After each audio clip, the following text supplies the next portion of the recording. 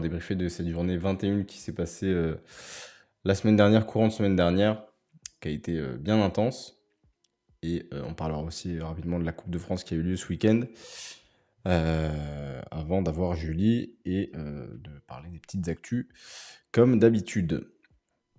On va attaquer sans plus tarder avec le premier match de cette journée 21 qui avait lieu du coup la semaine dernière, pas ce week-end. C'était Charleville qui recevait Angers. Ouais, et quel match on a eu dans les Ardennes. Franchement, Angers qui a fait une très très grosse perf et qui s'est vraiment bien placé pour une possible qualification en play-off. Elles avaient pourtant mal débuté, les Angevines. Elles perdaient de 6 après le premier quart-temps, pardon, après une très très grosse entame des Ardennaises, 27-21 au bout de 10 minutes. Mais elles se sont accrochées, elles n'ont pas du tout relâché les chevaux du côté d'Angers. Résultat, à la mi-temps, elle n'était menée plus que de 2 petits points. Et en fait, en deuxième mi-temps, elles ont carrément inversé la tendance. Elles ont signé un excellent troisième quart-temps, plus 13 pour les filles d'Aurélie Bonan, 28-15. Et dans les 10 dernières minutes, elles ont aussi déroulé 24-15 et donc une deuxième mi-temps remportée de plus 22 et donc au final voilà elles ont fait vraiment une excellente copie et il faut dire qu'elles ont été très très très grandement aidées par ce qui est la meilleure évaluation all-time en Ligue féminine, peut-être la meilleure performance qu'on ait vue depuis la création de la Ligue. Alexis Peterson qui a explosé les stat lines et les box scores, qui est entré dans l'histoire de la Ligue avec une de stats qu'on n'avait jamais vue auparavant. Alexis Peterson, c'était 39 points, 6 rebonds, 11 passes, 2 interceptions pour un magnifique, exceptionnel 50 d'évaluation. Je suis sûr que vous l'avez tous vu, vous l'avez tous suivi. Elle a vraiment, elle a marché sur l'eau. C'était un petit peu, voilà, elle était seule face à Charleville. Quelle performance, franchement exceptionnelle. Elle a bien été aidée par Kekile Lenga et Jasmine Bellet, respectivement 14 et 13 points. Du côté de Charleville, on retrouve Brianna Fraser, 16 points, 8 rebonds pour 20 dévals. Sarah Chevaujon à 14 points, 14 dévals et Nicolina Milic, 17 points, 4 rebonds pour 12 dévals. Et donc, score final pour Angers, victoire 92-72 et une place, je dirais, un avantage considérable dans la course au play-off. Ouais, grosse perf. Et ouais, Alexis Peterson, colossal. Et puis quand je regardais un peu le replay et tout, c'est facile quoi. Elle met des moves, Franchement, elle prend 50 des dévals. isolations. 50 déballes, c'est quand même. T'as pas beaucoup de déchets quoi. Indigne. C'est C'est très très indigne, fort. c'est impressionnant. Ouais, et effectivement, grosse opération d'Angers pour la, la quête des playoffs. Et intéressant, Ethan, si ça se valide, ton information, il dit Peterson qui va signer dans un club du top 4, apparemment à Bourges, pour remplacer Ivan Anderson qui irait au Fener. Euh, donc si ça se confirme, bon step up pour Peterson qui, là en plus, c'est pas le genre de joueuse qui fait une bonne saison et qui après euh, se retrouve dans un club d'une envergure complètement différente. Là, ça fait 2 saisons où elle montre quand même des très belles choses. Ouais. Et là, cette année, elle est encore en train de confirmer complètement. Donc, ce serait mérité et pas illogique pour Peterson de se retrouver dans une équipe qui puisse jouer une Coupe d'Europe à un plus haut niveau et puis jouer le titre, quoi. Elle est maintenant meilleure scoreuse de la Ligue et deuxième meilleure rival. Ouais, c'est quand même très très solide. Ensuite, deuxième match, Tarbes qui recevait La Roche. Et là aussi, Tarbes qui a fait une belle opération. Ou alors peut-être que c'est La Roche qui n'en a pas fait, enfin, qui n'a pas fait de bonne opération. Mais Tarbes qui est allé chercher une victoire précieuse qui va nous donner une dernière journée haletante au niveau des scénarios parce qu'il y a plein de possibilités. On ne sait pas encore quelles seront les dernières équipes qualifiées sur ces playoffs. Et Tarbes qui a globalement dominé hein, sur les 3 premiers cartons avec toujours cette rotation à 7 joueuses avant de voir La Roche bien revenir dans le dernier carton. Mais elles ont su résister aux assauts des Tigresses, avec notamment Carla Leite qui fait encore un très très beau match. 22 points en 38 minutes de jeu, à 8 sur 8 au lancer franc, 17 d'évaluation pour elle. Clémentine Sanson, 16 points pour 17 d'évaluation. Isabelle Yacoubou, 13 points, 9 rebonds pour 17 d'évaluation. Et la stat qui est assez marrante, c'est pas usuel de voir ça, c'est que La Roche a été plus adroit au niveau des tirs, mais par contre, Tarbes a eu 24 lancers francs à tirer. La Roche n'en a eu que 11 et Tarbes en met 21 sur 24. Donc ça fait des points faciles. Et voilà, bonne opération de la part des joueurs de François Gomez qui vont devoir espérer gagner ou espérer la victoire d'autres équipes sur cette dernière journée qui aura lieu demain pour d'éventuels playoffs. Elle est à mon sens dans la discussion MVP. Ah oui, Peterson. Et Tarbes qui va à 7. Ouais, mais c'est comme ça depuis le début de la saison, hein, au final. Et Carla Leight, ouais, en ce moment, ouais, je pense qu'elle est clairement favorite pour le titre de meilleur jeune. Je pense qu'il n'y a pas trop de doute là-dessus. On verra si ça se confirme en fin de saison. Et Ethan, c'est vrai, pas faux. En vrai, La Roche qui dépend un peu du scoring de Timapou, c'est vrai qu'il y a un petit peu de ça. Là, est un petit peu moins dedans, donc ça se ressent après. Et puis pareil, La Roche qui va devoir batailler pour s'accrocher et éviter les play-downs. Donc vraiment, je pense qu'on vous donnera le programme tout à l'heure, mais le programme de cette 22e journée, 22e et dernière journée, ça va être quelque chose. Ensuite, troisième match où Villeneuve s'est fait clairement peur contre Toulouse. Score qui reflète pas forcément l'entièreté du match, puisque Villeneuve, pareil, a dominé les 3 premiers quarts-temps. Elles étaient à plus 17, je crois, à la fin du troisième. Et c'est Toulouse qui a réussi à faire un gros run sur le dernier carton en le remportant 26-12 pour au final échouer à 3 petits points d'un score final et 4 petits points d'une victoire.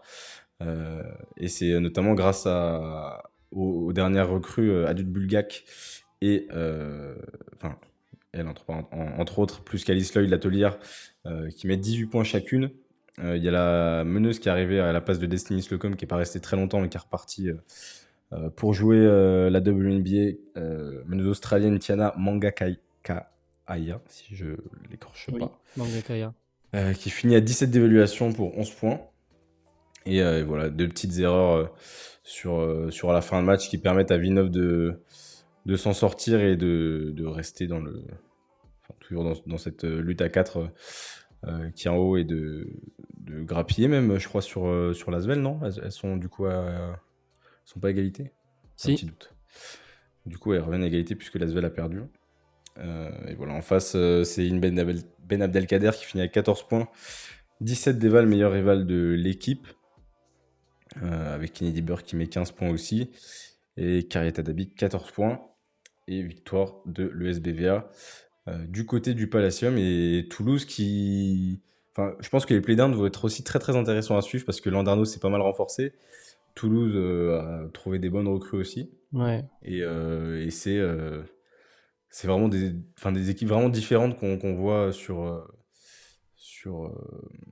cette fin de saison.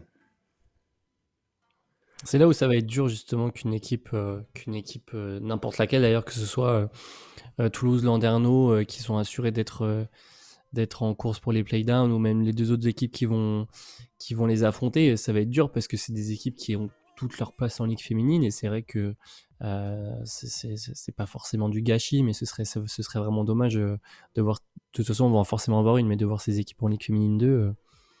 Même si du coup forcément ça viendrait aussi le niveau de la LF2, et ça fait plaisir aussi de potentiellement voir une équipe de LS2 comme elles sont là dans le dernier carré là, intégrer la Ligue féminine la saison prochaine. Mais c'est vrai que avec les effectifs qu'elles ont et le potentiel qu'elles ont, franchement ce serait sympa vraiment qu'elles restent tout en Ligue féminine.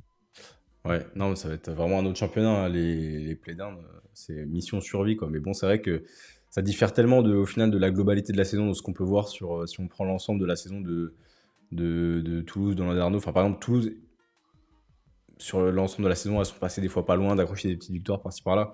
Landerneau, c'était quand même un peu plus compliqué.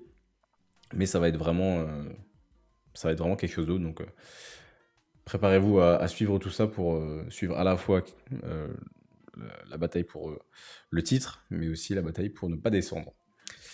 Ensuite, l'équipe de notre invité du soir, Montpellier, qui n'a fait qu'une bouchée de Saint-Amand. Ouais, il n'y a pas eu vraiment match du côté des nordistes.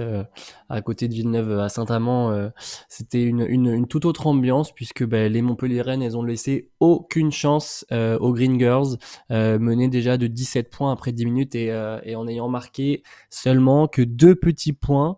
Voilà, en 10 minutes, voilà, ça a été très compliqué, même si elles ont bien remonté au deuxième quart-temps et qu'elles ont réussi à le remporter. Malheureusement, elles sont arrivées déjà à la pause avec 15 unités de retard, donc forcément très très compliqué à rattraper ce retard, d'autant plus que bon, on est quand même en train de parler d'une équipe du top 4 en face Montpellier qui a vraiment qui a déroulé tout au long du match, même en deuxième mi-temps, elles ont fait un troisième quart-temps absolument exceptionnel, 28-9 hein, pour les Gazelles. Donc voilà, il n'y a pas vraiment eu match, même si voilà, Nathalie Kukowski a essayé tant bien que mal de sonner un petit peu la révolte. Elle signe une belle copie, 12 points, 7 rebonds pour 18 d'évaluation. Kukowski, malheureusement, elle aurait été un petit peu seule parce que même Odé Rachidom, elle a été muselée bien comme il fallait par Caroline Skens.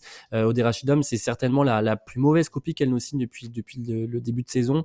On le sait, elle est un petit peu sur une pente descendante là depuis les 2-3 derniers matchs, malheureusement. Shidam, c'est 2 points, 8 rebonds pour seulement 7 d'évaluation.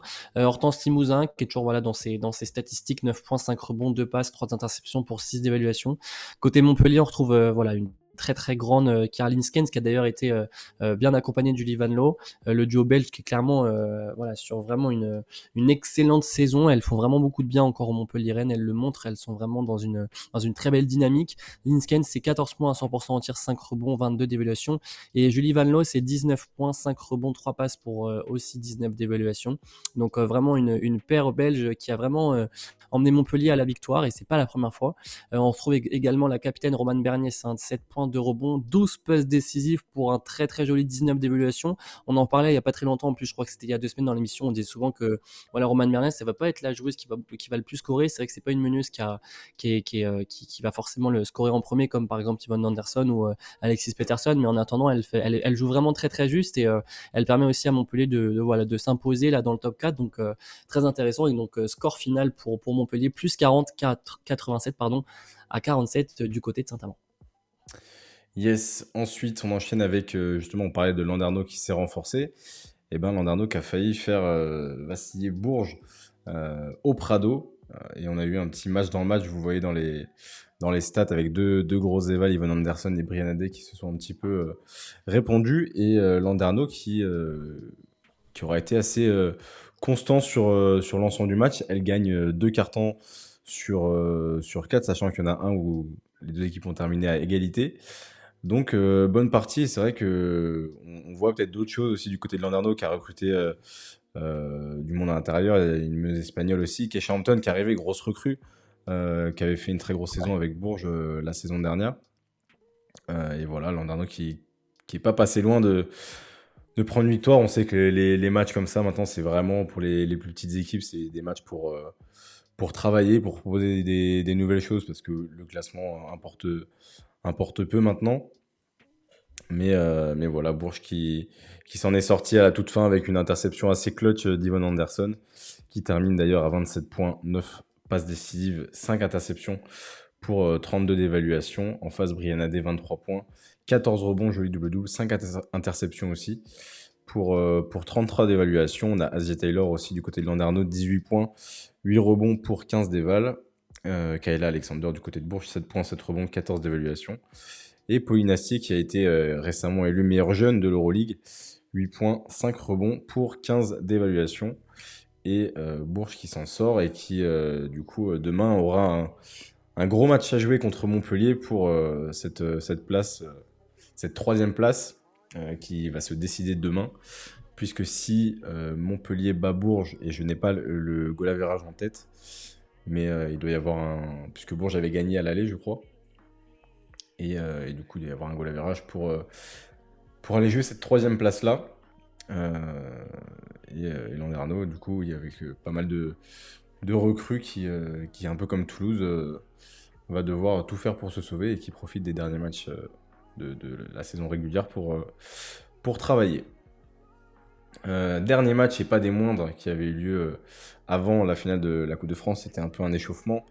l'Asvel qui recevait Basketland. Et quelle fin de match on a eu du côté de Mado Bonnet. Ouais, juste avant pour te répondre, Montpellier avait perdu à Bourges de 14, 69-55. Donc il faudra gagner Donc il de faut au qu'elle gagne moins de 15. 15 demain pour récupérer la troisième place. Bref, ouais, on va passer, comme tu l'as dit, au dernier match. Lyon qui recevait Basketland. Un match qui, on doit le dire quand même, a tenu toutes ses promesses, un résultat assez surprenant mine de rien, puisque bon, l'Asvel était quand même sur, on le sait, hein, une magnifique dynamique. Elle venait d'être sacrée championne d'Europe avec l'Eurocup.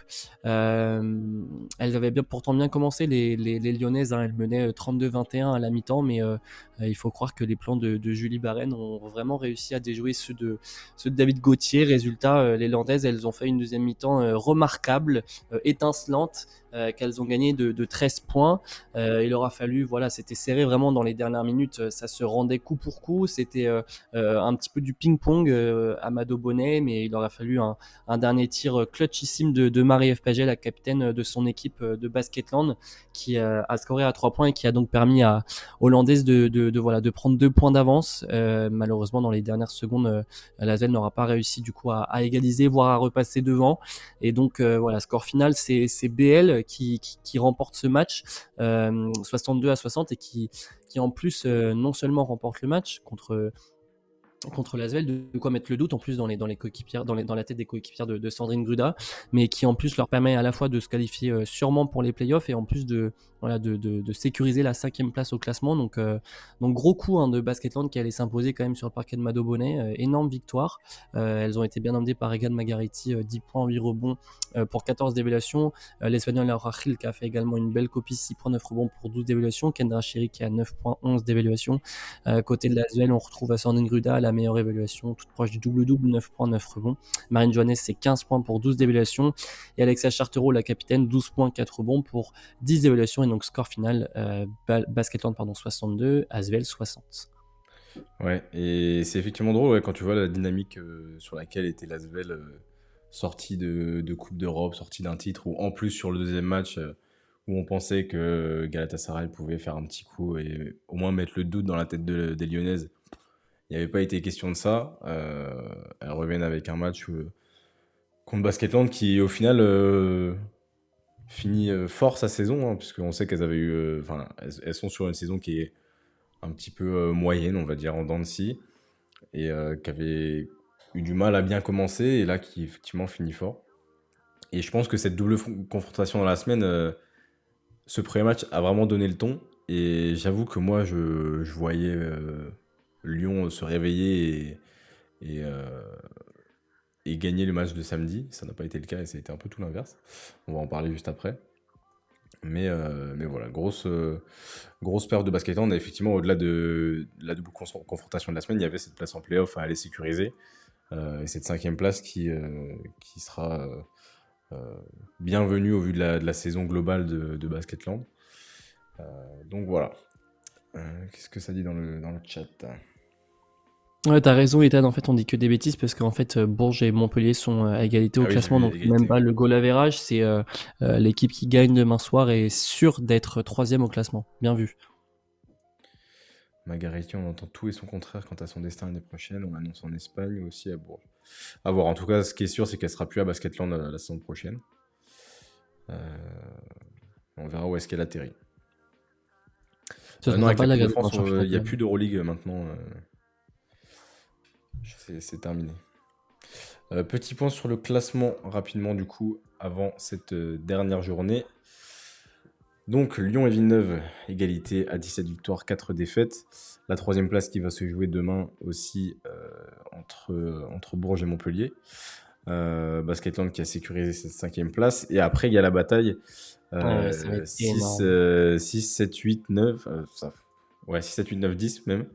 Il Ouais, n'y a que Toulouse et Landerneau qui sont assurés d'aller en play-down. Le reste, il y a, c'est fou.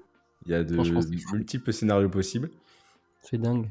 Et c'est vrai que ouais, c'est dur de dire. C'est dur de prédire un petit peu ce qui va se passer. Mais justement, si vous voulez le programme, tout sera à suivre à 20h demain sur YouTube, comme d'habitude. Là, je vous conseille de faire plein de fenêtres, plein d'écrans partout pour suivre un petit peu tout. C'est dommage qu'il n'y ait pas les multiplex comme au foot, là, avec la sonnerie quand il y a des trucs importants. Mais vous aurez un petit UFAB La Roche qui va être vraiment le winner die un petit peu de cette dernière journée. Charleville qui ira à Toulouse. Tarbes qui recevra Villeneuve. Et après, on a Montpellier-Bourges, on vous l'a dit. Basketland Saint-Amand et Landerneau Asvel. Le Tarbes Villeneuve peut être piégeux aussi, hein, parce que Tarbes, si elles gagnent, elles sont assurées de faire les playoffs. En revanche, si elles perdent, il faut qu'elles espèrent la défaite de Saint-Amand, oui, et de... J'ai lu tout à l'heure, je sais plus si c'est Charleville ou La Roche. Mais un des deux, en gros, il faut que... Si Tarbes perd, elles ont plus du tout leur destin entre leurs mains. Quel club est assuré d'aller en Euroleague? Eh ben, il y a le premier de saison régulière. Et il y a quoi? Il y a deux... Non, il y a une c'est par place rapport aux internationales. Ah oui, c'est vrai que ça change l'année prochaine. Donc on ne sait pas encore. Ouais, donc on sait pas. Parce oui, il y a cette règle de favoriser les équipes qui ont le plus grand nombre d'internationales. Ouais. Mais enfin, franchement, la saison prochaine, ça risque d'être un beau bordel de manière générale avec les effectifs, avec les compétitions. Ça va être un peu. Tout le monde va être tout stressé, tout paniqué. Ouais.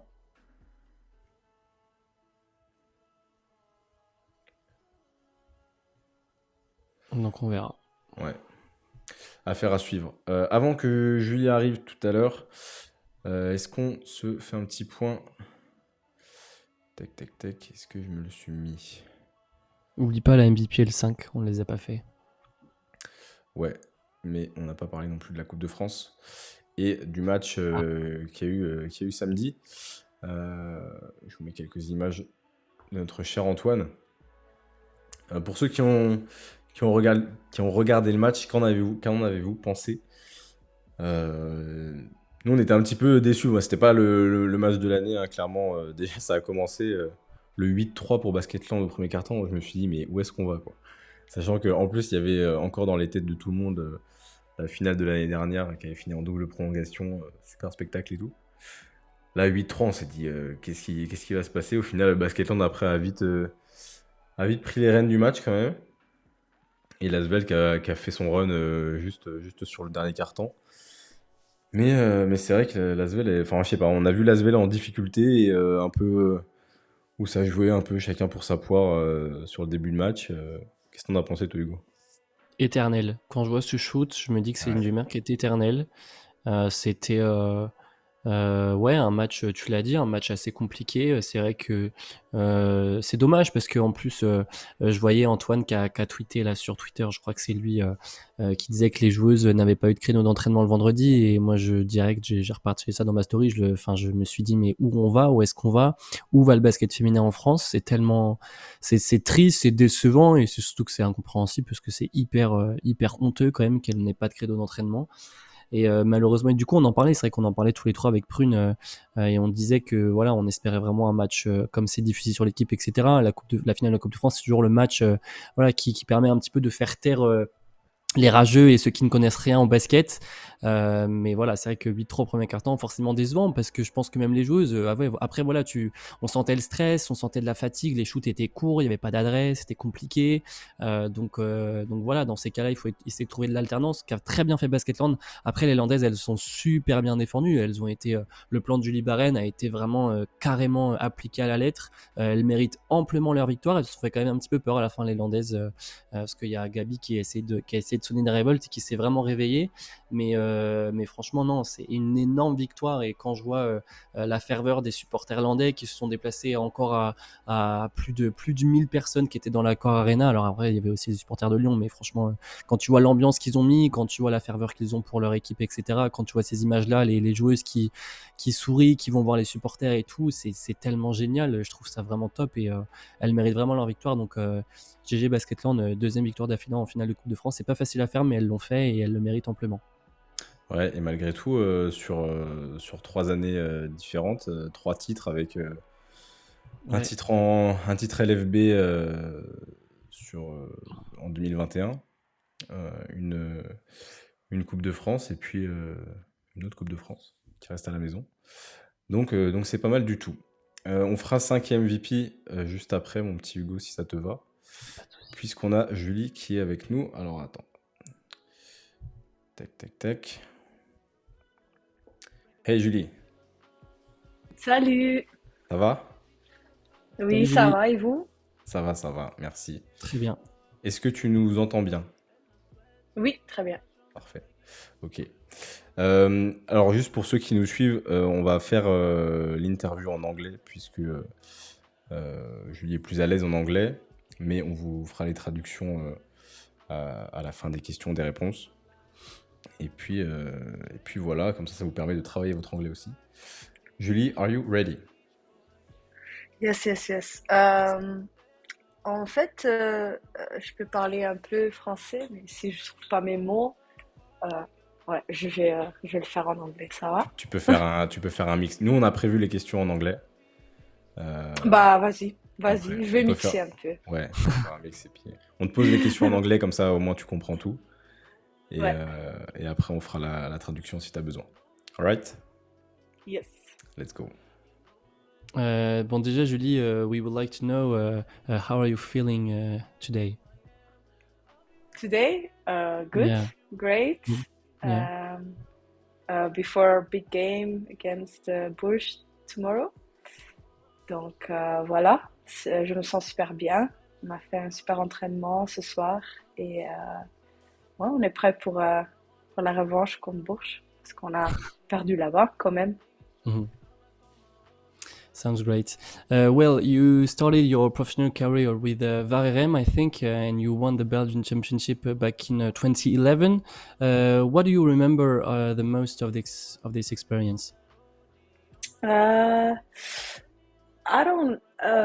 It's very far away in my memory because I've been to so many places and I've been through so much. But I just remember that I was so young and so inexperienced, and I was still going to school. Yeah, like from 8 to 5, and then practice, and then it's like a different world. You're still a kid, but I knew on a very early age, that I wanted to be a professional basketball player.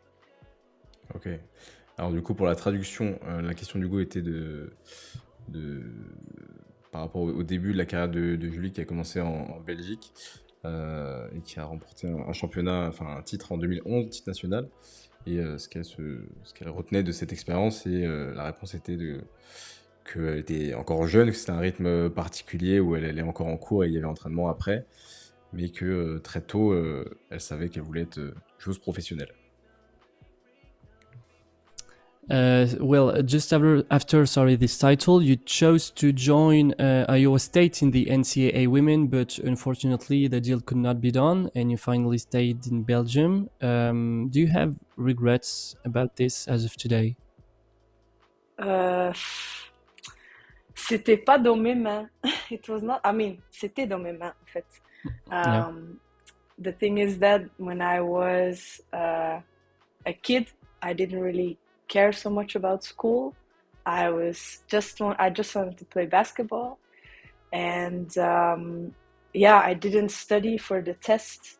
And yeah, I failed my SAT test. And it's like actually a funny story. I don't think you can translate all of it, but I will tell it to you very shortly. So when I was doing my SAT test, I arrived there and I was not prepared at all. I say, okay, everybody told me it's easy. It's just some math, some basic stuff. I say, okay, parfait. So I come there and I see everybody with the big books like this, walking. And I say, there's books for this test? Like, huh? Okay. I'm like, okay, let's not panic. I get the test, I see everything, and I'm like, oh, I don't understand anything. It was in English, mathematics, reading to understand the things. And I was like, And it was all of, like, most pages were multiple choice questions. Oh. And across of me, there is Reti Obasohan that Okay. played for Asvel. Yeah. And I was like, he looked like he knew what he was doing. So I was like, let me just follow him, you know? And I was like this, you know, like, so I follow everything he does. And I'm like, okay, we're safe. He's a smart guy. Like, okay. And then he turns the page, and I remember there's a cartoon. Uh, and I look at his cartoon, I look at my cartoon, and I'm like, ah ben, c'est pas la même. So I was like, oh no, oh no.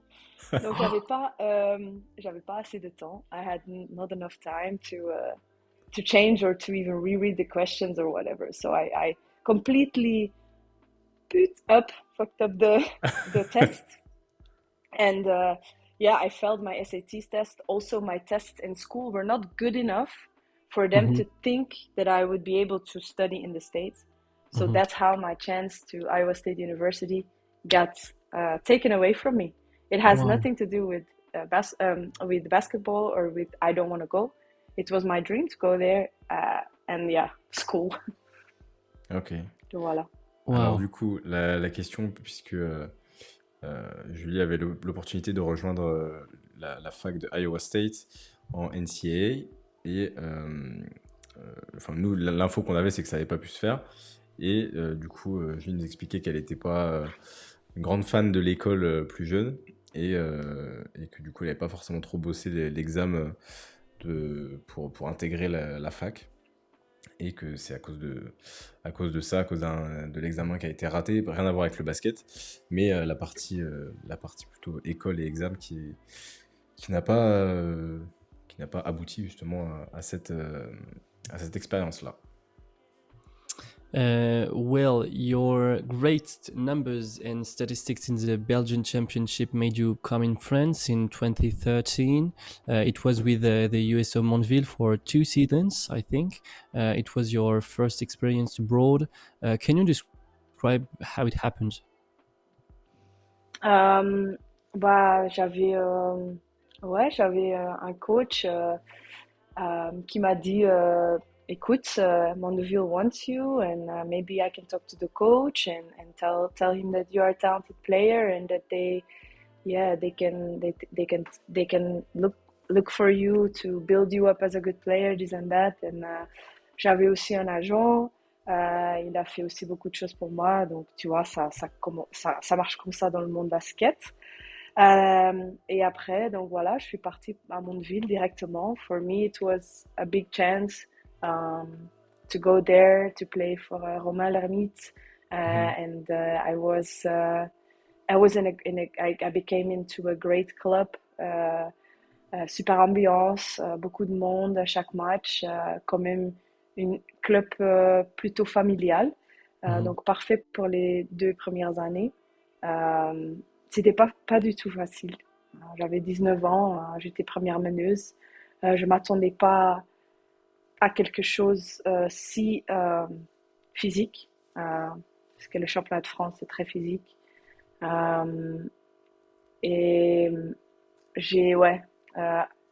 j'étais jeune, j'étais toujours genre la meilleure avec les jeunes, tu vois, et tu rentres en France, mais t'es personne.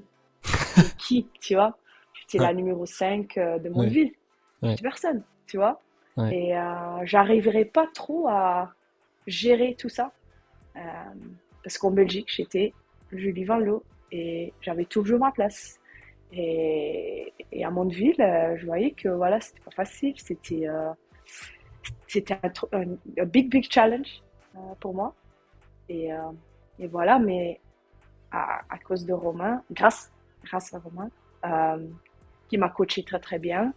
Et j'avais des coéquipières comme Marine Johannes et Sandra Dijon. Allez, Marine, elle était encore bébé, mais genre Sandra Dijon, c'était quand même a legend, you know. Mais moi, je la connaissais pas du tout. C'est qui Sandra Dijon? Moi, je la connaissais pas, tu vois. Donc moi, j'arrive là et oui, mais c'est Sandra Dijon. Ah bah ok. Moi, je la connais pas. Donc tu vois, je dois adapter à tout ça. Tu vois, j'avais pas du tout j'étais pas dedans, quoi. Mais j'étais encore jeune. C'est des erreurs que tu fais quand tu es jeune. Et voilà, quoi.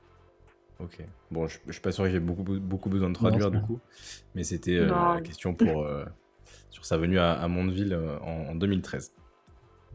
Then you talked about it. You played alongside, Marin, Johannes, back in Oui. Montville. You are two fancy players, show women, and both of you can literally bring fire in a game. No look dimes, 3-pointers from way out, crossovers, and much more. Is it something you developed during your professional career, or maybe did you play already like this at your beginnings? J'ai toujours été une joueuse plutôt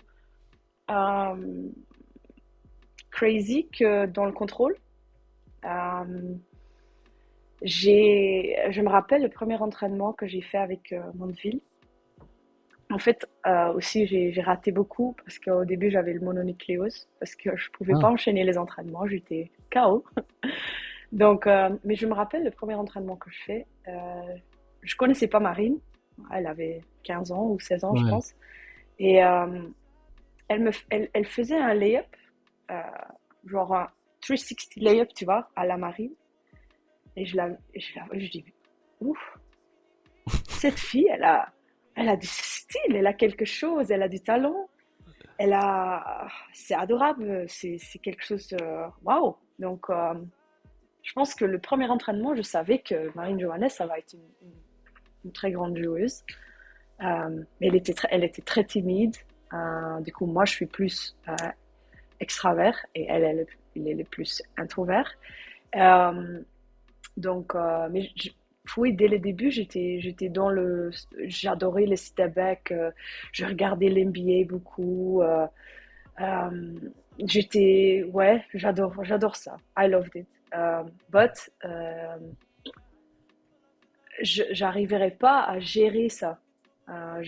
Du coup, or I was doing it too much, or I was doing it in the wrong moment of the game. Je trouverais pas cette balance entre être une bonne meneuse et être une scoreuse en plus, tu vois. J'avais pas cette mentalité d'une vraie meneuse de jeu quand j'étais jeune. Ok. Bon, on pourra peut-être tenter les questions en français, Hugo. Là, c'était sur, du coup, puisque Julie avait parlé qu'elle jouait avec Marine Johannes à Mondeville, qui était encore très, très jeune, et on parlait des styles de jeu un peu, comment on peut appeler ça, fancy, mais vous voyez les styles de jeu un petit peu, les styles spectaculaires. Un peu spectaculaires, voilà. Et la question d'Hugo était de savoir si c'est quelque chose qu'elle avait développé pendant sa carrière ou si c'était quelque chose d'un petit peu inné chez elle. Et donc vous avez eu une partie de la réponse avec notamment à la fin, Julie disait qu'elle avait du mal à trouver au début l'équilibre entre être dans le contrôle ou être vraiment... être une bonne meneuse et être une scoreuse en même temps. Exactement. Mais justement, Julie, je vais te poser une question en français, tu peux te la poser en anglais, tu me dis si tu as besoin. C'était quoi les attentes justement de Romain Lermite vis-à-vis de toi en tant que première meneuse de jeu? D'organiser l'équipe. Je me rappelle que je jouais contre Olivia Ipupa. C'était full court pressure, tout terrain. Je jouais contre des joueuses, Caroline Aubert, Céline Dumerc, des vraies meneuses de jeu. Des vraies meneuses de jeu, tu vois, vraies meneuses de jeu. Et ce sont des filles qui ont beaucoup de l'expérience et qui sont bêtes et qui jouent physique. Et moi, j'avais pas du tout de l'expérience en ligue féminine. J'avais pas du tout l'expérience de monter la balle avec beaucoup de pression, d'organiser une équipe avec des filles qui sont plus âgées que moi, qui ont un fort caractère. Et je savais pas gérer tout ça. Et Romain, il attendait que j'organise l'équipe et que je travaille dur. Et il m'a toujours dit, si tu travailles pas dur, tu vas jamais y arriver, tu vois. Et il m'a appris de défendre. Donc, j'ai fait beaucoup d'entraînements avec Romain à 10h du matin et il m'a fait du mental shooting aussi parce que moi, quand j'étais jeune, quand je ratais un tir, c'était mort. Je pouvais plus fonctionner. Ça, tu vois, j'étais 0 sur 2, 0 sur 3. Le match de Julie Malo, c'était fini. Ouais, c'était fini, c'était dans ma tête, j'arriverais pas à me sortir. Et, on faisait des mental shootings, et je me rappelle à 10 heures ou à 9 heures, je ne sais plus. Tout le monde était off. Et moi, j'avais shooting avec Romain, et il me disait, ouais, 5 de suite, chaque spot. Si tu rates, tu reviens et tout ça. Et bah, moi, je rate, je rate. Et je rate encore. Et ça fait 11 heures, 11h30, midi. Et il disait, t'as faim? Et je dis, bah oui, oui. Bah attends, il monte, il va chercher une petite canette de Oasis. Il dit, allez, bois ça. Je bois ça, un peu de sucre, et on continue. La potion magique. Et on faisait ça chaque semaine. Et petit à petit, tu vois, je commençais à trouver le balance, tout le temps le même tir, tu vois, pas tourner, pas une fois comme ça, une fois comme Ouais. ça, tu vois, tout le temps la même chose. Et, mais du coup, après, ça c'est l'histoire énorme. Après 4-5 mois, on était au mois de décembre, et il dit au groupe, il dit ouais, écoute, on va chercher une nouvelle joueuse, et ça va être une meneuse de jeu. Une fille avec de l'expérience. Et ce que Julie ne peut nous. She cannot give it to us. Mhm. Et là, j'étais waouh, ok, il va me remplacer, le mec. Ah, mais non, ah non. Et ça a fait un clic dans ma tête. Parce que je dis, putain, ok, je peux, je dois travailler encore plus dur. Parce que l'expérience, tu l'as pas. Tu peux pas travailler l'expérience. Ça vient Mhm. avec Oui, l'âge. bien sûr. Donc c'était Lorena Infante, c'est une Espagnole. Et elle vient à l'entraînement, et elle n'a pas du tout le style de moi. Elle n'a pas ma vitesse. Elle a rien que j'ai. Mais elle a de l'expérience. Elle avait un voix, c'était une Espagnole, elle était un, deux, pas comme ça, et tout le monde l'écoute. Et moi, j'étais là, mais pourquoi vous m'écoutez pas? Pourquoi non, mais. Et je faisais, à l'entraînement, c'était la guerre entre elle et moi. Je lui ai fait des coups, j'ai fait non, tu ne passes pas et tout. Et j'ai travaillé, travaillé, travaillé. Et après, elle a fait une blessure. Je pense que parce qu'elle a couru derrière moi tous les entraînements. Elle a fait une déchirure de l'ischio, quelque chose comme ça. Out pour 1 mois. Et on jouait les places pour pas être en play-down. Mhm. Donc, moi, la meneuse de jeu. Donc, je retourne. Parce que je jouais 10 minutes, 15 minutes, 5 minutes, ça dépend, ça dépend. Donc, je joue, et la première match que je fais, je me rappelle comme c'était hier. On joue contre Nice, super important ce match. Je marque 10 points, 11 passes d'ess. Ouais. Voilà. Et là, Donc, tu vois, elle a ouais, tout changé ouais. pour moi. Et j'ai fait le clic. Et je me rappelle, il y avait mon père. Mon père, il faisait la route à chaque fois. Il faisait la route de 4 heures pour voir tous mes matchs à domicile. Et il me disait tout le temps, mais c'est bien. Elle, laisse la pression avec Lorena. Toi, tu es dans ton fauteuil, tu regardes tout, et tu rentres sur le terrain et tu donnes tout. C'est lui il m'a calmé, en fait, dans un moment que tu sentais que, ouais, tu pouvais plus, quoi. Mhm. Ok. Donc voilà. Ouais, j'aime bien. C'est une sacrée histoire. Mais c'est bien, c'est vrai qu'en même temps, du coup, t'as appris, en fait, même rien que cette expérience-là, en fait, finalement, ça t'a appris. Tu disais que l'expérience vient à toi, mais j'imagine que là, en quelques mois, t'as déjà pris plein d'expériences, en fait. Mais oui, mais oui. Et j'avais 19 ans, hein. Ouais. 19, c'est jeune, hein. Et du coup, justement, je vais continuer en français.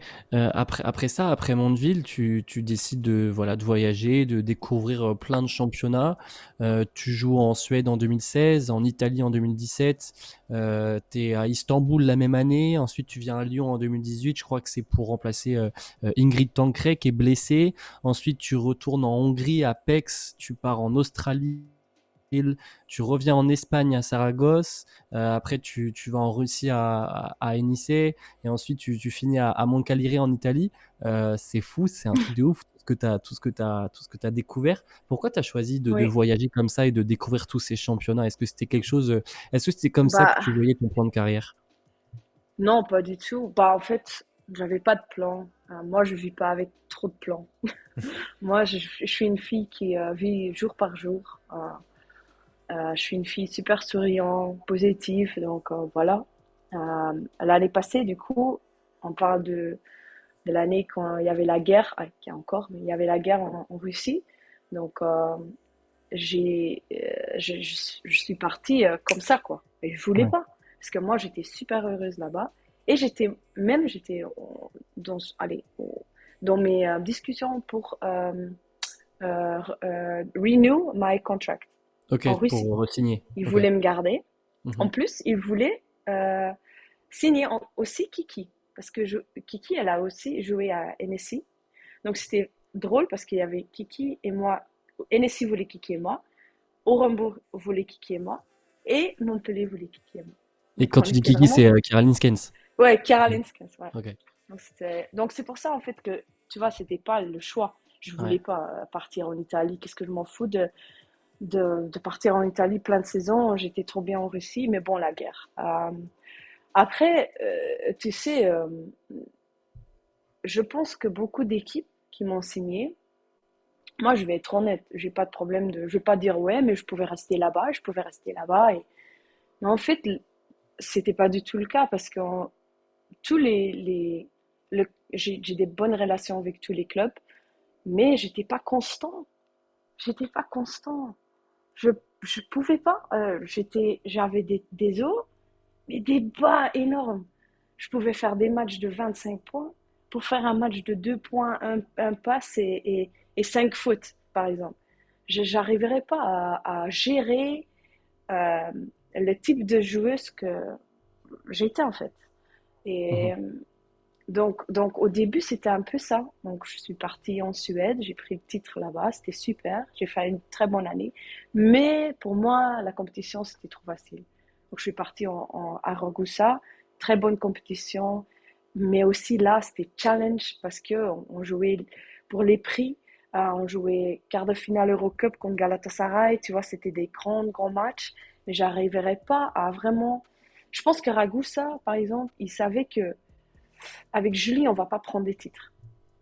Quand j'étais encore jeune, j'avais 22 ans, je pense qu'ils ont dit, ouais, c'était bien pour faire ça, mais pour faire ça, non, on doit chercher une autre meneuse. On doit chercher une vraie meneuse de jeu. Je me rappelle, le coach, il m'a dit, parce que j'ai une très bonne relation avec lui, on se fait encore des textos de temps en temps, et c'est lui qui m'a dit, c'est pas mon. Non, je veux une vraie meneuse. Quelqu'un qui organise, qui fait des passes d'ess et qui est. Voilà. Et j'étais là, j'ai dit, ok, ça va. Parce que moi, avec l'équipe nationale, je suis poste 2. Et pendant la saison, je suis poste 1. Et tu vois, personne ne m'a vraiment trouvé, je pense, une bonne meneuse, tu vois. Donc, euh, donc c'est pour ça, je pense que j'ai changé beaucoup. Après, j'étais en Turquie. J'avais une très bonne équipe. Et avec on était avec 4 étrangères. Les 3 étrangères se blessent. Donc, j'étais toute seule avec des enfants en fait. Mais j'étais heureuse là-bas. Mais il y avait Tony Parker qui m'appelle. Tony Parker qui m'appelle. Lui, j'avais mon portable et il faisait San Antonio. Je dis San Antonio. Qui m'appelle de San Antonio? Je dis peut-être c'est le WNBA, mais il n'y a pas San Antonio. Je dis c'est quoi ça? Donc je réponds, il dit ouais. Hello, Julie, it's Tony Parker. Je dis what? Donc Tony Parker, donc il explique le projet, tout ça. Et je dis, ok, c'est un club qui va jouer pour les titres, peut-être pour l'avenir, tout ça. J'ai entendu un très bon coach, Valé, et Oui. voilà, je suis partie. Donc, tu vois, c'est des steps que tu penses que tu fais dans ta Ouais. carrière qui peuvent être bons, mais à la fin, c'était pas ça. En plus, après 2 mois, en fait, Valé, il voulait pas une meneuse de jeu parce qu'il croyait, il était à fond avec Julie Allemand. Il a dit, moi, je veux construire Jules allez, he wanted to make from Jules a great player. Mhm. Et il a dit, I promise her, so non, tu vois. Ok. Et ça, c'est Valé, c'est un homme super honnête. Et voilà. Mhm. Donc il m'a dit, moi, je veux pas une meneuse de jeu. C'est super que tu es ici, mais je veux pas vraiment t'utiliser, quoi. Donc Ok. après, il y avait Géraldine Robert qui est venue et il Ouais. a dit, Valé, honnêtement, il a dit, Julie, tu peux partir à la maison, j'ai plus besoin de toi. Donc, il y avait Tony qui me disait ça. Valé, en fait, complètement histoire différente. Donc voilà, je suis partie de Lyon. Donc après, tu vois, tu es un peu dans un trou. Ouais. Et je suis partie en Hongrie. C'était une bonne équipe. L'argent était bon aussi. J'ai bien aimé. Mais je vais jamais rester en Hongrie. J'ai pas aimé la ville. Il y avait rien. Je voulais pas rester. Et après, il y avait la grande occasion d'y aller en Australie. C'était une expérience énorme. C'était un des Ouais. plus fortes compétitions. Je pense qu'avec la France, c'est plus ou moins le même physique, tu vois. Encore plus physique parce que les Australiens, c'est fort, tu vois. Ouais. Et après, du coup, là aussi, c'était difficile pour moi parce qu'il y avait l'équipe nationale qui m'a... they cut me. Ils m'ont coupé. On dit Ouais. ça comme Ouais. ça. Ils m'ont Oui. coupé. Oui, ils Et m'ont ça, coupé. c'était vraiment le claque dans ma gueule, fond, quoi. À fond. Là, j'avais plus... Le basket, pour moi, c'est plus un plaisir. Après, il y avait le Covid, donc c'était pas facile. Attends, mais c'était quand ça? C'était Quand, en... quand ils m'ont coupé, Quand ils t'ont cut, ouais, c'était quand? ils m'ont coupé pour les qualifications aux Jeux Olympiques, outstand, dans Ah, le, oui, ok. le La bulle? comment on dit ça, pays, pas pays, mais the city, comment on dit ça, La ville? ville où je Ouais. suis née. Oui, à Ostende, Donc, ok. Ok. ouf, c'était, là, c'était, Ah ouais, et ok. après, il y avait le Covid. Après, je suis partie en Espagne. Et là, j'ai dit, OK, qu'est-ce qu'on va faire? Euh, on va retrouver le plaisir et on va être une vraie meneuse de jeu. Je veux être une vraie meneuse de jeu. Parce que moi, ça m'a, j'avais le cœur brisé, mais j'ai dit, mais là, je vais montrer à tout le monde que, voilà, non, Que tu quoi. mérites. Putain, oui. Et à Zaragoza, j'ai pris 4-5 tirs max pendant le match, mais j'avais 10 passes, 11, 14, 12. J'étais une meneuse de jeu. Et j'ai travaillé pour ça. C'était une saison aussi très difficile. On avait une coach. Je ne veux pas mettre de blame on the coach tout le temps, mais là, c'était vraiment. On avait une super équipe, mais on ne pouvait pas gagner. Mais bon, j'étais une vraie meneuse de jeu. J'étais focus sur moi, je dis meneuse de jeu. Et après, je suis partie en Russie. Et là, j'ai commencé à. Ok, balance, scoring, passe des. J'étais en Eurocup, j'avais quand même pas mal de points, pas mal d'assists. Donc ça a commencé, je trouvais la balance. Et j'avais un très agréable coach, je la comprends pas du tout. En Russie, elle me parlait en Russie, je dis ouais, coach, ouais, mais on se comprend. Et je savais ce qu'elle voulait, parce qu'on avait un mec qui translate tout ça, mais elle était super. Et, et après, je suis venue ici et ouais, Valé, Ouais. il a changé ma vie. Il est venu à l'équipe nationale, ça a ouvert tous les portes pour moi. Et ouais, Valé, il est très spécial pour moi, quoi. Et ça, du coup, est-ce que ça a joué dans ta...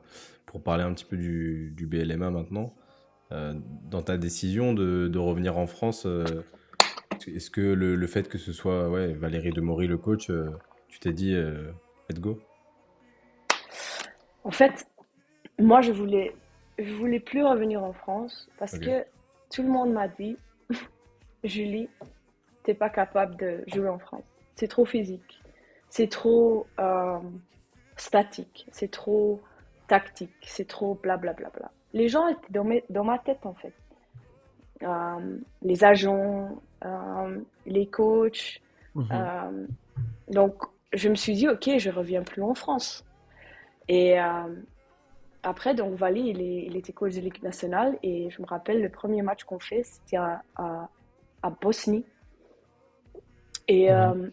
je, je, je savais pas comment je vais me sentir, allez, comment ça va être avec Valé parce que je suis partie de Lyon, il me voulait Ouais. pas trop. Donc je savais pas comment il le sent, la relation, je savais pas. Je l'ai pas vu depuis Lyon et tout ça. Et je me rappelle le premier entraînement, il était très positif et tout ça. Et après le premier match, j'avais marqué 17 ou 18 points. J'ai joué un super match, les deux côtés, offensivement et défensivement. Et, euh, et il m'a dit, écoute Julie, je veux prendre des Belges à BLMA l'année prochaine pour se construire le BLMA, mais aussi en fonction des Belgian Cats. Et là, j'ai dit, bah, d'accord, ok, non, mais t'es sérieux? Il me dit, ouais, ouais, ouais, je suis sérieux. Et je dis, et moi? Il dit, oui, toi. Non, mais, et il a dit, non, non, non, mais tu comprends pas, je suis, t'as évolué, t'étais pas du tout la fille comme à Lyon. Tu es devenue une femme mature, contrôle de tes émotions, positif, leader, tu prends des bonnes décisions, tu es super intelligent sur le terrain. Non, mais bien sûr que je te veux à Montpellier. Et là, du coup, j'ai parlé il a dit qu'il voulait signer Kiki aussi. Et il sait Mhm. que nous, on est comme ça, même à l'équipe nationale, on est toujours ensemble. Ils disent tic et tac, sont là. Donc, après, pour venir avec Kiki, j'ai dit ouais, je vais faire ça. Et pour moi, lui qui m'a donné cette opportunité, euh, j'ai dit, I will not disappoint him, Mhm. never. Donc, j'ai travaillé, travaillé, travaillé euh, pour montrer à tout le monde que moi, je suis capable de faire. Ouais. Et lui, un coach qui croit en toi, ça change tout. Ça Ouais. change tout. Ouais, et en plus, là, il a changé du coup par rapport à Lyon. Enfin, effectivement, toi, t'as évolué et le fait qu'il ait pu voir ça sur toi, c'est cool. Oui. Et justement, c'était quoi les objectifs un petit peu qui vous a fixé en tant qu'équipe et peut-être toi aussi en tant Ah, que joueuse au début de la saison? il m'a dit, allez, il a dit à l'équipe, il a dit, ouais, on veut jouer top 4. Euh, il a dit, et moi j'ai dit, bah, ok, cool, top 4 pas mal. Moi, je sais, bah, ils étaient top 8 l'année passée, donc je me suis dit, bah, ok, parce ils m'ont dit, ouais, le budget de Montpellier, c'est pas ça, et je sais que c'est Ouais. pas du tout genre Asvel par exemple. Ouais. Et donc il dit top 4 et quand on commence la saison, et on gagne, et on gagne, et on gagne, et on gagne des grandes équipes. Et petit à petit, on commence à dire, mais les filles, peut-être on doit adapter nos objectifs et regarder un peu plus loin. Et, et voilà, les objectifs, tu vois, nous, on n'a pas de pression. Parce que nous, l'idée, c'était top 4 on l'a fait. Hmm. On l'a fait. Donc pour nous, ce qui arrive, c'est du bonus. Ouais, Mais on a faim. Mais on ouais. a faim, tu vois. Oh, moi j'ai faim. Mais C'est justement, incroyable. tu vois, on a reçu, il y avait Minia et Mariam, elles sont déjà venues dans l'émission. Ouais, Et ce qu'elles avaient dit, c'est que vraiment, il y a une chemistry, tu vois, dans l'équipe, une Une ambiance. alchimie, où on sent que vous êtes toutes super unies et mm, vous avez faim de gagner, quoi. Et on voit c'est dans le ça. jeu des filles qui se passent la balle, qui ont un peu la rage, tu vois, Ouais, de vaincre et tout. Est-ce que ouais. ça fait aussi la différence pour Mais gagner les oui, matchs et dans la saison?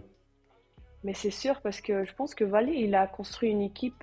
Il a bien balancé tous les spots. Mais aussi, il a pris des filles avec un bon cœur, c'est ça? Ouais, Le, il, il, il a pris des joueuses qui ont un bon caractère, qui veut travailler. Et, euh, et je pense que ça aussi, c'est la force de Valais, tu vois.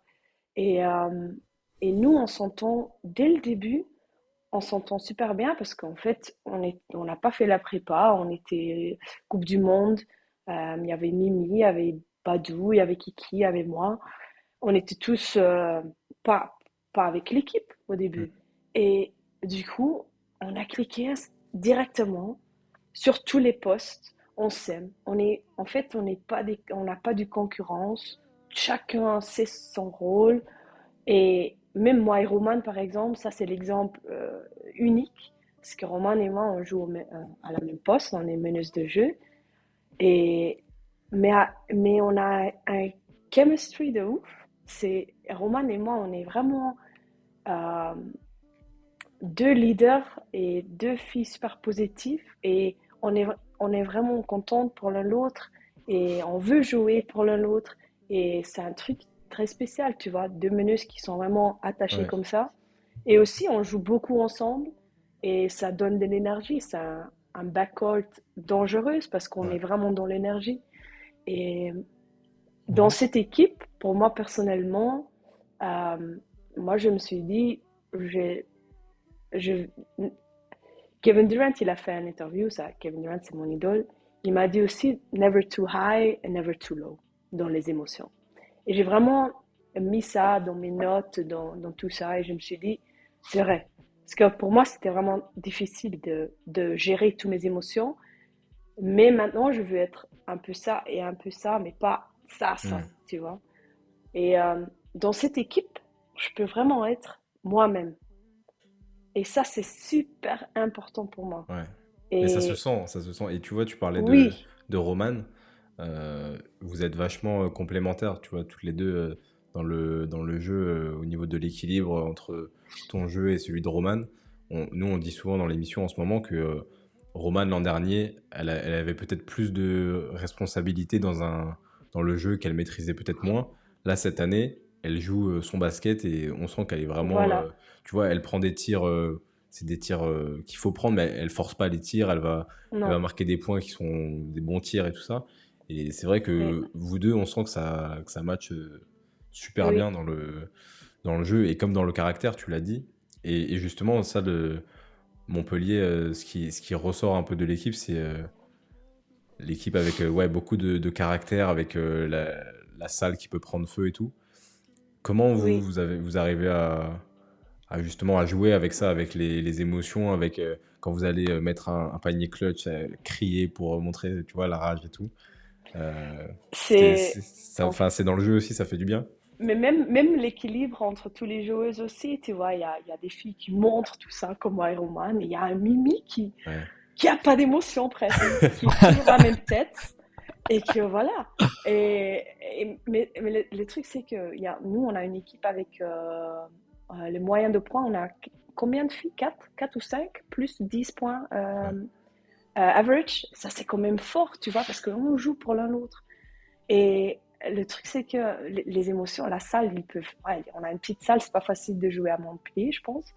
Et, mais, mais moi, par exemple, moi, quand je commence à être un peu trop dans les émotions, je l'ai dit à Mimi, ça fait 2 ou 3 jours, on a fait un petit barbecue avec l'équipe, et j'ai dit à Mimi, j'ai dit, quand je sens que je vais perdre mes émotions, je regarde à Mimi.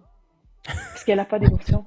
Elle a la même comme tête. ça, elle te... Et, et je regarde Mimi, je dis, ouais, c'est ça. Ouais, voilà.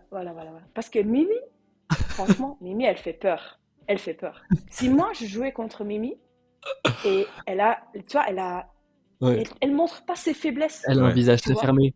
Voilà, c'est ça. Tu vois, Mm. donc je regarde Mimi. Et il y a aussi Hello qui dit, Julie, calme. Je dis, ouais, Hello, je sais, mais bon, je suis chaud. Tu vois, donc, tu vois, tout le monde, les filles me laissent être moi-même, mais elles savent aussi que quand ils doivent me Oui, te assurer, ramener. calme, jus, parce qu'on a besoin de toi. Et ça, c'est notre force aussi, c'est que notre équipe, on se connaît bien et on est là pour l'un l'autre dans les moments difficiles et même dans les moments super extraordinaires. Parce que Hello, quand même, elle marque tout le temps sur mes passes, hein.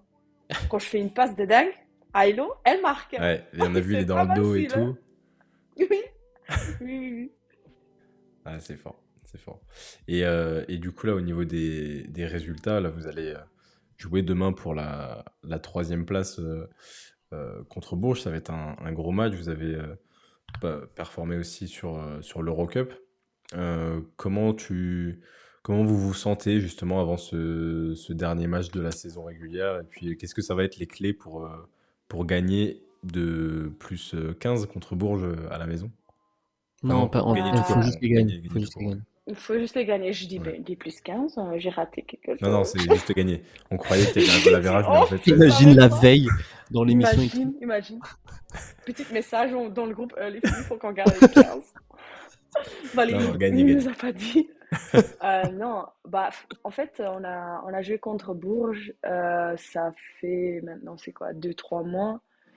Ouais. Euh, et on n'a pas du tout bien joué là-bas. On n'était pas du tout prêt à l'agressivité que Bourges fait en défense. Et on a regardé, une vidéo, on a analysé tout, on a travaillé toute la semaine sur les trucs qu'on a pas du tout bien fait là-bas. Donc, on n'est pas du tout la même équipe euh, qu'on était quand on jouait Bourges. Mais de l'autre côté, Bourges, c'est une équipe qui, ouais, c'est une dynamique, c'est une groupe qui jouait longtemps ensemble. Il y avait des filles qui ont beaucoup d'expérience, donc ça va pas être facile du tout parce que je sais comment ça tape, ça défend, ça. Et nous, mais il faut que nous on fasse la même chose. Et la dernière fois, on n'a pas du tout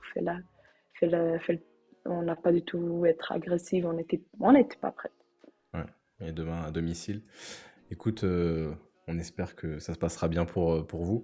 Avant de te laisser, il y a quelqu'un dans le chat qui a posé une question par rapport à, qui a rien à voir avec ça, mais qui parle de la Coupe du Monde 3-3 que tu as disputée avec la Ah Belgique. oui, Qu'est-ce oui. que c'était ton expérience avec ça, avec le 3-3? J'ai adoré. J'ai vraiment adoré parce que en fait c'était en Belgique mais j'ai pas trop géré la pression en fait. J'ai sous-estimé la pression euh, pour ça en fait. Je me rappelle que on arrive à Anvers, on n'avait pas du tout la préparation. On n'a rien fait. Il n'y avait pas le budget, il n'y avait pas le temps, on avait les 5-5. C'était pas la priorité, tu vois. On n'était pas du tout organisé pour faire un vrai Coupe du Monde pour aller chercher peut-être un médaille, tu vois. Donc je me rappelle, j'étais super chill, je dis ouais, je vais faire un 3-3, cool. Et j'arrive là-bas et je vois tout ma tête sur tous les affiches à Anvers. Mais partout. Et je dis oh. Et ok, bah il y avait les radios qui m'appellent, la télé et tout ça. Et je dis non mais les gars, on faut se calmer parce que je suis pas trop non plus in shape. Allez, on n'a pas préparé ça, tu vois. Ouais. Donc c'était de l'expérience un peu. J'avais beaucoup de pression. Je me rappelle le premier match, j'ai raté tout. J'ai raté mes lay-ups, j'ai raté mes tirs. J'étais trop stressée. Il y avait toute ma famille, tous mes amis. euh, et c'était avec la musique. Tu marchais de l'hôtel jusqu'au terrain, avec tous les gens qui te parlent et tout. C'était genre urban relax, mais c'est un autre. Ouais. C'est un C'est un autre autre. sport en fait. Oui, oui, c'est Mm. ça. Donc j'avais besoin de temps pour vraiment me mettre dedans. Mais après le premier match, le deuxième, troisième, j'ai dit ok, j'adore ça.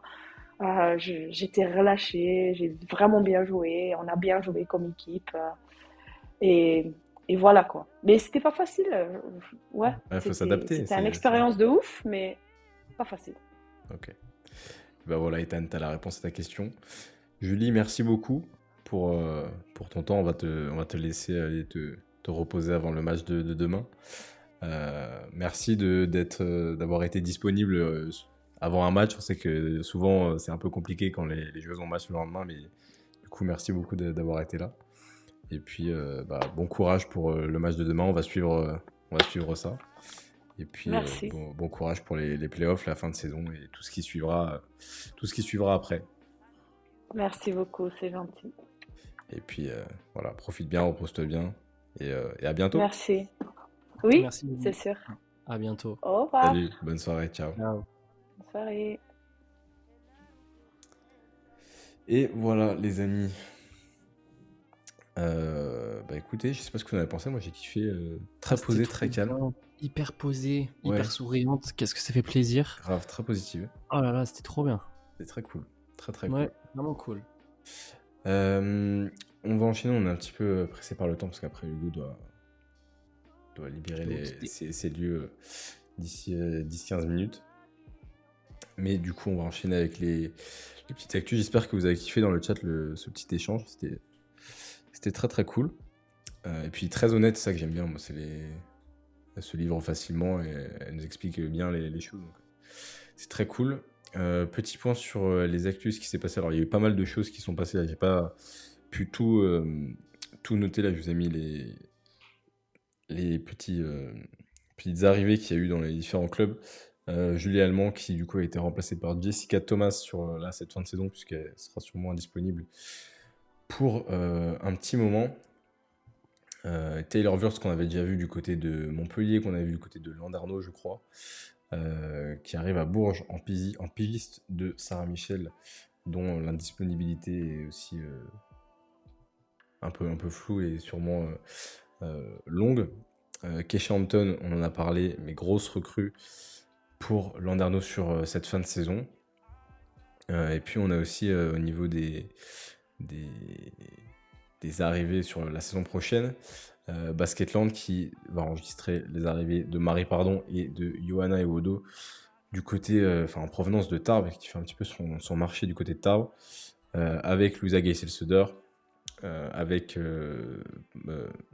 Sixtine Mackey aussi qui devrait normalement rejoindre les Landes, et Anna Philippe qui était en rééducation, en reprise, puisqu'elle a eu un enfant, qui devrait aller du côté de Bourges pour remplacer Élodie Gaudin, qui prendra sa retraite en fin de saison. Ethan, t'es un insider en fait, t'as plein de... J'avoue, c'est exactement ce que je me disais. C'est un insider, il connaît bien les bons bails et tout, Ethan, hein. Ouais, et du coup, voilà. Donc, Basketball où ça va pas mal bouger. Qu'est-ce qu'on a eu depuis 2 semaines? On a eu la draft de l'NBA où on a eu quand même 3 Françaises qui ont été draftées. Donc c'est très très cool. On a eu Loulou Sénéchal qui a été 5e de la draft en provenance de Yukon. Maya Hirsch aussi qui a été draftée du côté de Minnesota, si je dis pas de bêtises. Exactement. Lou Lopez qui est parti à Dallas. Et on a Kadi Sissoko aussi qui était aux États-Unis dans son cursus universitaire. Oui, qui a été drafté à Phoenix. Qui était drafté à Phoenix, exactement. Voilà, on a eu aussi qui sont sortis des... Alors, tac. Je vais mettre comme ça plutôt. Les présélections pour la Coupe du Monde, notamment de 3-3, avec les joueuses que vous voyez là. Il y a 12 joueuses qui ont été présélectionnées. Il y a quand même franchement du beau monde sur toutes ces joueuses-là. À voir quelles seront les 4 retenues à la fin. Mais en tout cas, ça fait un bon groupe qui a l'habitude de jouer en 3-3 et de jouer ensemble surtout. Donc ça va être très intéressant. La même chose du côté du 5-5 en ce qui concerne l'Euro. C'est le premier groupe, la première sélection qui là aussi est très intéressante, hein. Bon, c'est un groupe assez élargi avec pas mal de monde qui va se rétrécir. Mais on a notamment dans les jeunes, très jeunes qui sont intégrés et qui seront amenés sûrement à faire de l'équipe de France plus tard. Carla Leight, qui fait une très bonne saison, qui voit ses efforts récompensés. On a Leila Lacan qui revient avec Dominique Malonga. Et Marie-Paul Fopossi qui fait une très bonne saison avec Tarbes aussi. C'est vrai, juste qu'on a un peu découvert aussi là, cette année, qui était aux États-Unis et qui est arrivé du côté de Tarbes, qui fait une saison très, très solide. Donc voilà, un peu pour cette liste, avec Valériane Vukosavevic, avec Gabi Williams, avec Marine Johannes aussi. Donc à voir avec ces noms-là, est-ce que ça veut dire que la WNBA, je ne sais pas comment ça va s'organiser, mais voilà, ce sera des dossiers à suivre un peu plus tard. Il y a Sandrine Gruda qui est là. Bref, franchement, il y a du monde. Juste là, avec toutes ces choses-là, peu importe les 12 qu'on emmène, il y aurait de quoi faire. Donc voilà, ça va être le dossier à suivre avec l'Euro qui sera au courant du mois de juin. Voilà pour les actus. Qu'est-ce qu'on a d'autre? Oui, j'ai vu au niveau du côté de Tarbes, Yakubu, Leight et Fopossi qui devraient continuer une saison de plus du côté de Tarbes. Et puis ouais, ça va se mettre en route tranquillement. les, les départs, arrivées dans les clubs. Ça va commencer à sortir un petit peu normalement. Je pense qu'on a fait le tour, Hugo. Est-ce que j'ai loupé des trucs? Je ne pense pas. Je crois pas, hein. Je crois pas.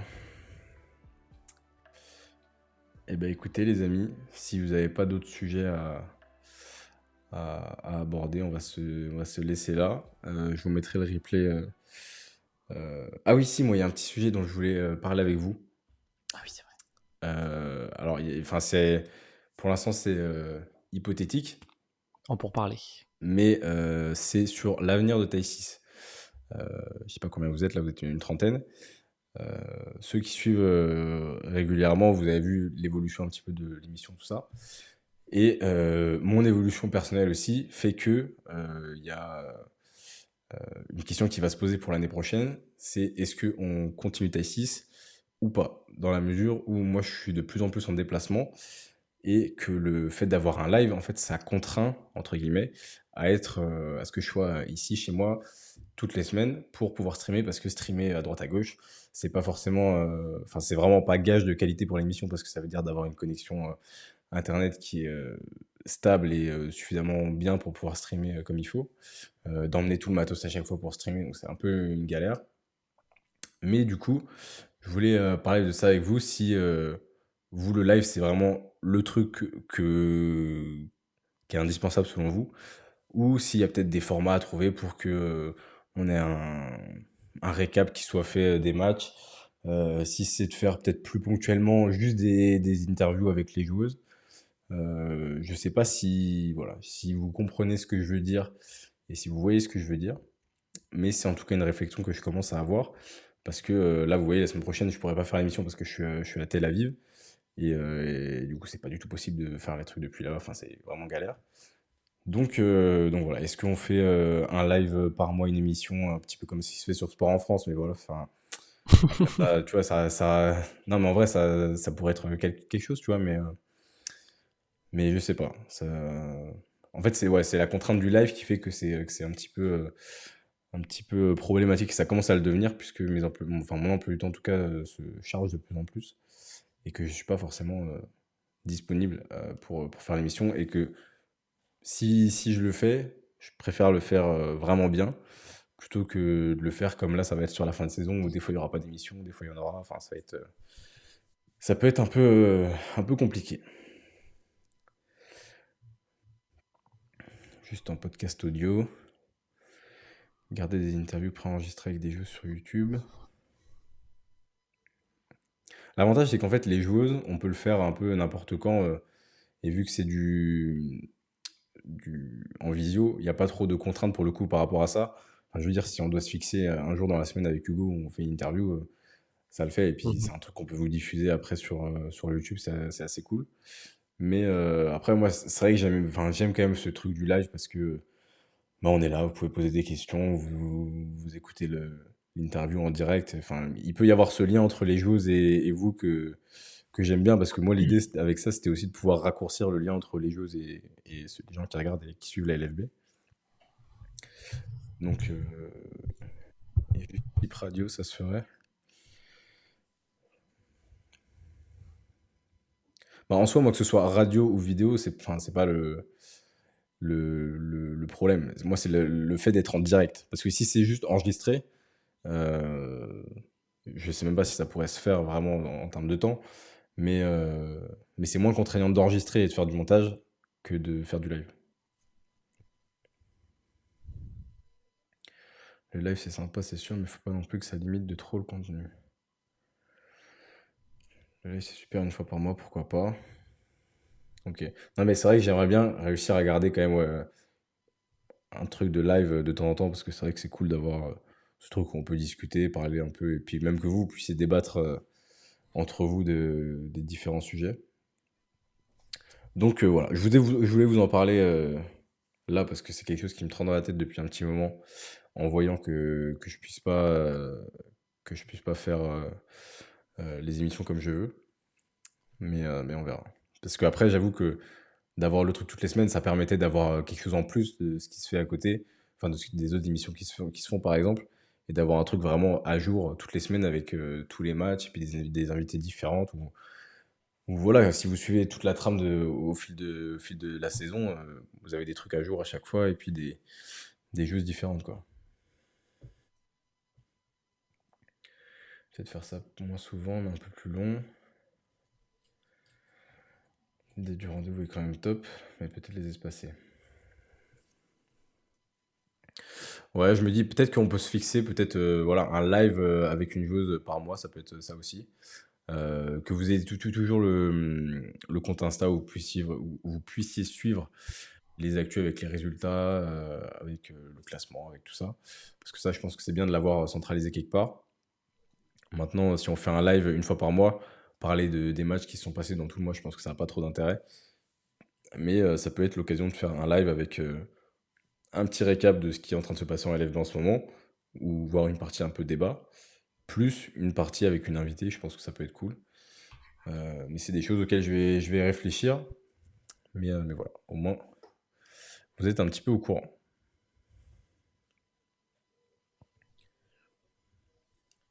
Parce que si c'est que un par mois en live et que c'est avec une invitée, c'est un truc qui peut se planifier un peu plus à l'avance en fonction des créneaux, euh, des créneaux de chacun. Donc, ce sera peut-être pas un truc fixe tous les jours, mais enfin, je veux dire le même jour de la semaine à chaque fois. Mais ça peut être quelque chose qui peut se planifier. Si on veut débattre, pourquoi pas faire un groupe pour débattre entre nous et avec vous sur les actus. Ah, on pourrait faire un Discord, un truc. Après, c'est vrai que moi, ça, c'est le genre de truc que quand je le fais, après, je vais être actif au début et après, je vais pas avoir forcément Ah, faut pas compter sur moi sur des trucs comme ça. Je suis ouais, très mauvais. je vais pas avoir le réflexe de l'alimenter, Je en suis fait. C'est très ça. mauvais. Déjà, enfin, franchement, là, c'est. Et là, je suis déjà content cette année on a toute une petite team qui nous aide pas mal sur la préparation des émissions et ça soulage de ouf, vous vous rendez pas compte. Notamment sur tous les templates qui sont mis à jour et tout. Moi, c'est des trucs avant. Enfin, vraiment, avant, je pouvais passer une journée et demie sur juste la préparation de l'émission. Là, c'est beaucoup plus espacé, enfin, c'est beaucoup plus confortable. Et malgré ça, j'arrive quand même à pas pouvoir faire les émissions. Donc voilà, ça va se réfléchir. Et puis, je tiendrai au courant de l'évolution sur la fin de saison. Enfin, on aura le temps d'en rediscuter. Ouais, on en reparlera. Et puis voilà. Mais là, c'est une idée qui a germé dans ma tête. Et on verra jusqu'où ça nous mène. On va vous laisser là-dessus. Bonne soirée à tous. Et puis, donc, pas la semaine prochaine, pas d'émission la semaine prochaine, malheureusement. Ce sera sûrement la semaine d'après, puis avec le début des playoffs. Donc, on se retrouvera à ce moment-là. Voilà, voilà. Bonne soirée tout le monde. Prenez soin de vous. Et puis, à dans 2 semaines, du coup. Ciao, ciao. Ciao, peace.